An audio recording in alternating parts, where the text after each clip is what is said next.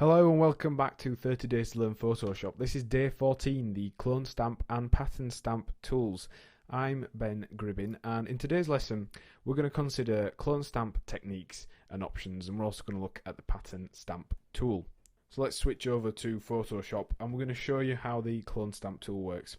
Now, it's a brush based tool, so what we mean by that is you have all the ability to change brush heads, sizing, hardness, just like the brush tool, the art brush tool, the eraser tool. They're all based around the brushes, which is good for cross compatibility and customization, and it allows you to very simply duplicate areas of an image. So if we show you that in its simplest form, let's create a blue circle there, and then we use the stamp or the clone stamp tool, and we click on it. It's accessed by pressing S, and essentially you need to press Alt, and you'll notice the cursor changes from a brush to a crosshair.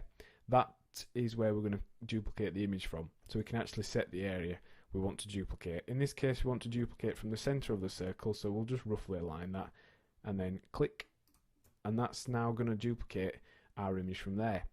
Now, in the center of our brush, it does look like a normal brush, but it isn't. It's actually showing a preview of what we're going to be duplicating. So you can see there that we've created an exact replica of that circle there.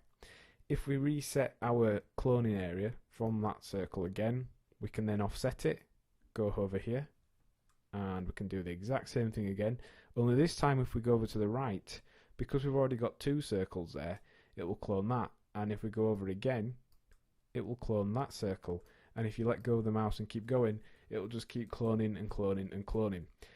So that's the very basics of the tool. How can it actually be used? Well, if you look at this old photograph here, it's been damaged, been torn, it's been ripped, it's faded, and using the clone stamp tool you can actually work your way around an image, recreate, reconstruct areas, and restore a photograph. That's one of the main uses of this tool. So if we just go on to this secondary image, this is one where we've half restored and half haven't. Now this side's had a bit of colour correction applied to it just to make it look a little bit stronger, but you'll see from the original to this one we've recreated corners, we've removed tears, we've repaired areas that actually technically didn't exist. So for example, in this hairline of the chap here, there's no hair in this white gap, and yet on our restored version it would appear as though he's got a fine head of hair with no seaming joints or seams.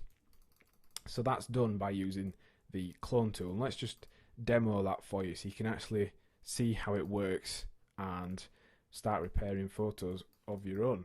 Now it's got a wide range of options along the top. You can change your brush, as we've already said, change the hardness. In general, if you're repairing photographs and things like that, turning the hardness down helps to just blend in and also hide what you've been repairing. And for really tricky elements and things that you want to repair, you can change the flow and opacity as well, so you can just have superb fine control over how much it's going to be blended in. And also this option here for the layer you are selecting it from, if you do all layers it will actually clone an entire layer, whereas sometimes if you've got a couple of layers, for example, let's say we've got blue circle on one layer, we'll create another layer and put a red circle on it. If we have it set to the layer we're on now, so current layer, we can duplicate the red square, not the blue one. But if we set it to all layers, we can duplicate the blue square circle and the red circle. So that's what that option does. That's handy when you've got multiple layers. So let's jump in and start repairing some of these cracks and tears and things. In order to repair this area, we've set the brush quite soft, we've kept the opacity as it is, and you're going to do a lot of re-aiming your clone area. So we're going to start by fading in the hair with this crack, and this is all the clone stamp is doing really, sort of hiding, blending and merging elements together. And it does take a little bit of practice, a little bit of getting used to the idea, but all you need to do then, once you've got the hang of it, is just start painting out areas that you don't want to keep, and retaining and sometimes creating detail from elements of the photograph that technically don't exist.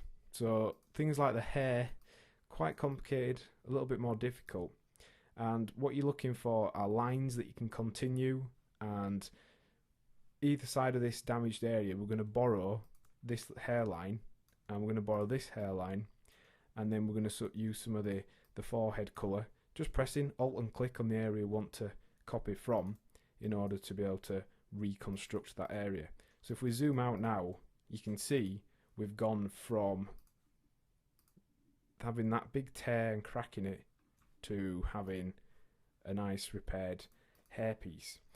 And then you'll notice on our restored version we've actually created a corner and removed all those cracks. So how did we do that? Well, the cracks and hairlines here, very, very easy to use because they're on almost a flat colour with some noise. That's not a problem with the clone stamp tool because it's able to just replicate the noise, and because noise is such a busy thing, it does just fade into each other anyway. So we can just keep reselecting the area we're copying from and then painting over the cracks, the hairlines and all those things. But if we want to recreate the corner, it's a little bit more tricky. You're going to need to make use of the preview. So click the horizontal line in our crosshair roughly along the edge of the top piece where we have some solid top of the photograph, and then we're going to extend out beyond here and create the line where we imagine the photograph would continue. And this is where the kind of practice and skill comes into using the clone tool, because you've sometimes got to imagine, think a little bit outside the box in order to recreate these areas, and you've kind of got to mix some stuff up. So it's worth practicing and working your way around really heavily damaged photographs. Will really help you with practice, and also it'll teach you the concepts and principles behind the clone stamp tool. So what we're looking to do here is continue the colours as though they are all one. We are looking to imagine how this image continues into the areas where it's been damaged, and we're also trying to fade in the joins and seams that we're making, because we are effectively rebuilding areas of this photograph.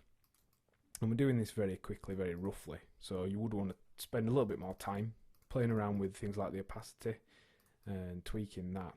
And you can see we've managed to rebuild the corner here just by resampling, rebuilding and selecting areas that we want to use. Now, in order to finish that off, we can go ahead and just select some of this fabric background and just paint on and tidy up that edge. Then when that's printed out, fundamentally you won't be able to realise that any repairs are being made to that. So that's one of the main uses of the clone stamp tool. It's probably my favourite tool in Photoshop because it's very easy to use once you get the hang of, and it creates some really cool effects, helps you restore images. It's totally flexible, so we can use all the brush sets and things like that along with it. We can create some really cool restored photographs. Now, the pattern stamp tool, again under S, Shift and S to switch between them, is similar to the clone stamp tool, only it clones in patterns. So if we actually select the whole of our image here and go to Edit, Define Pattern, press OK. When we then go to select our texture that we want to clone in over here, we can select our image, and we're going to show you something that you can use the pattern stamp for. Now, normally it'd be used just to clone in a random texture. You can see Photoshop has lots of textures already built in, so you could just paint over and add in textures and things like that. But if we set on the impressionist setting and use a combination of different brush heads and different strokes of varying length, we can actually make a sort of what appears to be, let's just put it onto our photograph texture, what appears to be a hand-drawn painting. So just clicking on one spot would create hopefully a pretty decent strong colour of that area, but then painting in the shapes and outlines with longer strokes helps start to build up this appearance that our image is created using oil pastels or is a painted photograph. So it's a cool effect. It takes a little bit of time to get used to, but with a little bit of practice and time, you can create images that look as though they've been painted by hand, and you can create very convincing, very good effects using this tool. So it's quite handy for doing things like that, and also just cloning in general patterns and shapes over the top of our images. So what have we learned in today's lesson? Well, we've looked at how to use the clone stamp to duplicate images, and also how we can use it to repair photographs. And we considered how we can use the texture clone tool to create a faux painted image, and also how we can use that to apply textures to files.